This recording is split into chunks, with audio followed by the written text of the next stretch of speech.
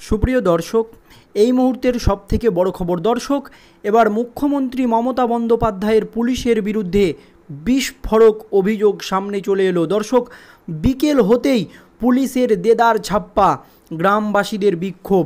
তাহলে কি রাজ্যের শাসক দল তৃণমূল কংগ্রেস বুঝতে পারছে যে তাদের হার নিশ্চিত? সেই জন্যই তাদের ক্যাডারকে অর্থাৎ রাজ্য পুলিশকে নামিয়ে এইভাবে ভোট লুট করতে চাইছে। একেবারে প্রশ্ন উঠতে শুরু করেছে রাজ্য রাজনীতিতে। কি ঘটেছে, কিভাবে ভোট লুট করছিল রাজ্যের পুলিশ? দেখুন গুরুত্বপূর্ণ প্রতিবেদন। এর বিরুদ্ধে কী অ্যাকশন নেবে নির্বাচন কমিশন এবং কী অ্যাকশন নিয়েছে কেন্দ্রীয় বাহিনী, সম্পূর্ণটাই জানবো আজকের এই প্রতিবেদনে। খুবই গুরুত্বপূর্ণ আজকের এই প্রতিবেদন। দেখুন কি অবস্থা আমাদের রাজ্যের, কিভাবে এই এত কড়াকড়ি নিরাপত্তার মধ্যেও যদি এইভাবে ভোট লুট করার চেষ্টা করে বা ছাপ্পা দেয়, তাহলে পঞ্চায়েত এবং পৌরসভা নির্বাচনে আমাদের রাজ্যে কী ধরনের ইলেকশন এবং নির্বাচন হয় তা নিয়ে কিন্তু রাজ্য রাজনীতিতে প্রশ্ন উঠতে শুরু করেছে। দর্শক, লোকসভা নির্বাচনের ভোট গ্রহণকে কেন্দ্র করে গোটা রাজ্য জুড়ে বিক্ষিপ্ত অশান্তির ঘটনা ঘটছিল সকাল থেকেই। ছোটোখাটো ঘটনা সকাল থেকে গোটা রাজ্য জুড়েই কিন্তু আজ দেখা যাচ্ছিল।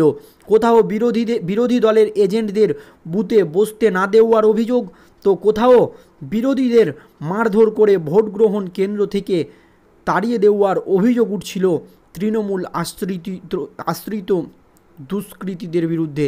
আজ সকাল থেকেই দর্শক কিন্তু এই ধরনের অভিযোগ সামনে আসছিল, তবে বিকেল হতেই এটা একেবারে চরম আকার ধারণ করে। দেখুন কি হয়েছে। সব ক্ষেত্রেই রাজ্যের শাসক দল তৃণমূল কংগ্রেসের দিকে অভিযোগের আঙুল তুলছিলেন বিরোধী রাজনৈতিক দলের নেতাকর্মীরা, যে এইভাবে চুরি করে ভোট দেওয়া হচ্ছে, ভোট লুট করে নেওয়া হচ্ছে, গ্রামবাসীকে ভোট দিতে যেতে বাধা দেওয়া হচ্ছে। এই রকম কিন্তু অভিযোগ সকাল থেকেই সামনে আসছিল। তবুও কিন্তু কেন্দ্রীয় বাহিনীর অতি সক্রিয়তা, প্রতি বুথে বুথে নির্বাচন কমিশনের ওয়েবকাস্টিংয়ের মাধ্যমে এটাকে অনেকটাই ঠেকানো গিয়েছিল।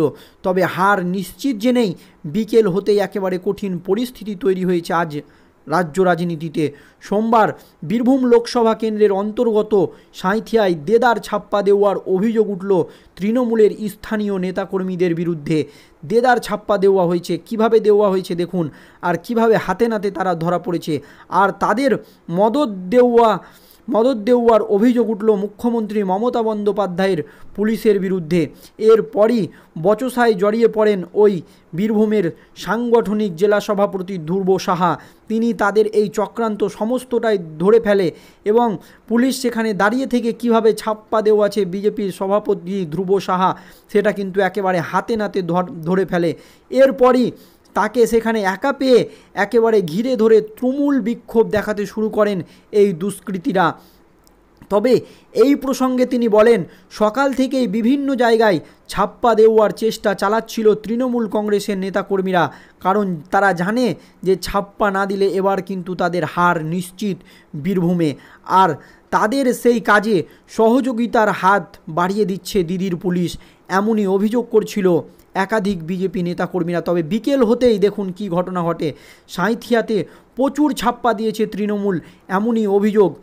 এতেই প্রশ্ন উঠছে যে রাজ্যে এত কেন্দ্রীয় বাহিনী, এত নির্বাচন কমিশনের সক্রিয়তা, তারপরেও কোথা থেকে পায় এত সাহস এই তৃণমূল আশ্রিত দুষ্কৃতীরা? এই নিয়ে কিন্তু রাজ্য রাজনীতিতে প্রশ্ন উঠছে। এই কাজে তাদের সম্পূর্ণ সহযোগিতা করছে পুলিশ, এমনই অভিযোগ করেছেন ওই নেতা। তার অভিযোগ, পুলিশ দাঁড়িয়ে থাকছে এবং তারা ছাপ্পা দিচ্ছে, তারা পুরো দলদাসের মতো ব্যবহার করছে রাজ্যের পুলিশ। বারবার প্রশাসন ও নির্বাচনের দায়িত্বে থাকা আধিকারিকদের এই বিষয়ে অভিযোগ জানালেও কোনো সুরাহা হয়নি। বারবার সেখানে যে পুলিশ অফিসাররা দাঁড়িয়ে আছে সেখানে তাদেরকে অভিযোগ করা হচ্ছে যে এই ধরনের ঘটনা ঘটছে, ছাপ্পা দেওয়া হচ্ছে, তারপরেও রাজ্যের পুলিশের তরফ থেকে কোনো ব্যবস্থা নেওয়া হয়নি। আমরা এই বিষয়ে পুলিশের কাছে অভিযোগ জানালে তারা কোনো ভ্রুক্ষেপই করছে না, এমন অভিযোগ করে ওই বিজেপি নেতা। আসলে সাধারণ মানুষ ঠিকঠাক ভোট দেওয়ার সুযোগ পেলে ওদের উৎখাত করবে, এই ভয় থেকেই ছাপ্পা ভোট করিয়ে জয়ী হতে চাইছে তৃণমূল কংগ্রেস, দাবি করেন ওই বিজেপি সভাপতি ধ্রুব সাহা। আর এই কাজে তাদের সম্পূর্ণ সহযোগিতা করছে রাজ্যের পুলিশ, অর্থাৎ মুখ্যমন্ত্রী মমতা বন্দ্যোপাধ্যায়ের দলদাস পুলিশ, এমনই তিনি অভিযোগ করেন। আর আমরা ইতিমধ্যেই এই বিষয়ে অভিযোগ জানিয়েছি জাতীয় নির্বাচন কমিশনকে। এরপরই ওই বিজেপি নেতা বলেন তিনারা ইতিমধ্যেই জাতীয় নির্বাচন কমিশনকে এই বিষয় নিয়ে কিন্তু অভিযোগ জানিয়েছে। উল্লেখ্য, আপনারা সকলেই জানেন সোমবার সকালে ভোট গ্রহণ শুরু হওয়ার কিছুক্ষণের মধ্যেই বিজেপির বুথ সভাপতিকে মারধরের অভিযোগ উঠে বীরভূমের। তবে তৃণমূলের বিরুদ্ধে হামলার অভিযোগ জানিয়ে পুলিশকে ঘিরে ব্যাপক বিক্ষোভ দেখায় এই বিজেপি কর্মীরা। এরপরই পুলিশকে ঘিরে ধরে গ্রামের উত্তেজিত জনতা ভোট না দিতে পেরে পুলিশকে ঘিরে ধরে একেবারে বিক্ষোভ দেখাতে শুরু করে।